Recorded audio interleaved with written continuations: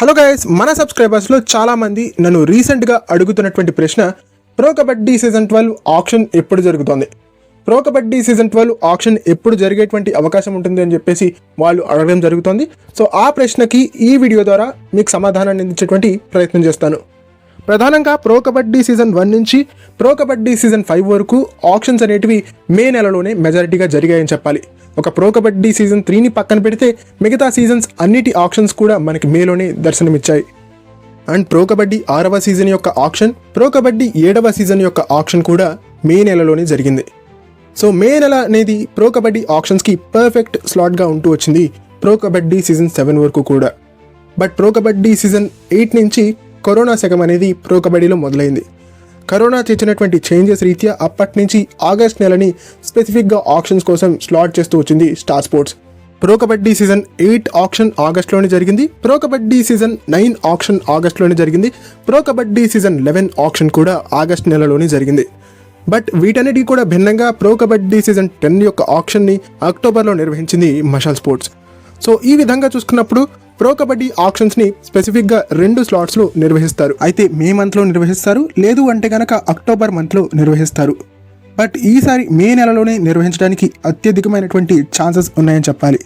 ఎందుకంటే కరోనా తర్వాత natural విండోకి pro kabaddi ఆక్షన్ని shift చేయడానికి చాలా ప్రయత్నాలు చేసింది మషాల్ స్పోర్ట్స్ అండ్ స్టార్ స్పోర్ట్స్.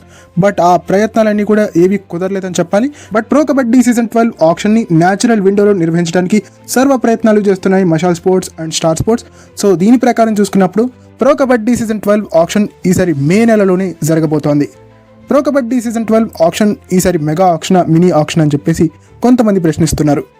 ఈసారి మినీ ఆక్షన్ జరగడానికి అత్యధికమైనటువంటి ఛాన్సెస్ ఉన్నాయని చెప్పాలి.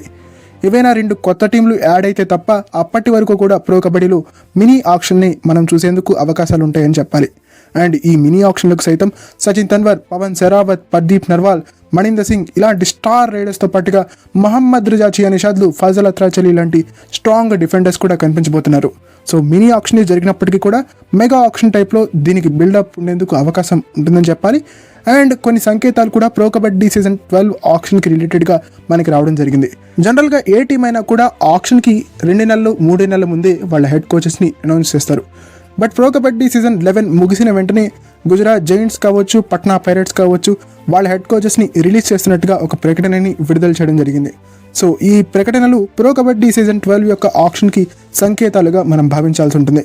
ప్రో కబడ్డీ సీజన్ 12 ఆక్షన్ ఈసారి మే నెలలో జరగబోతుందని నేను చెప్పడం జరుగుతోంది. ఓకే, ఇది ఫ్రెండ్స్ ఈ వీడియో కనుక మీకు నచ్చినట్టయితే లైక్ చేయండి, షేర్ చేయండి, మన ఛానల్ని సబ్స్క్రైబ్ చేసుకుని పక్కనున్న బెల్ ఐకాన్ ప్రెస్ చేసి ఆల్ ఆప్షన్లో సెట్ చేసుకోండి. అండ్ ఇలాంటి మరిన్ని వీడియోస్ కోసం ఛానల్ని డైలీ ఫాలో అవడానికి ట్రై చేయండి.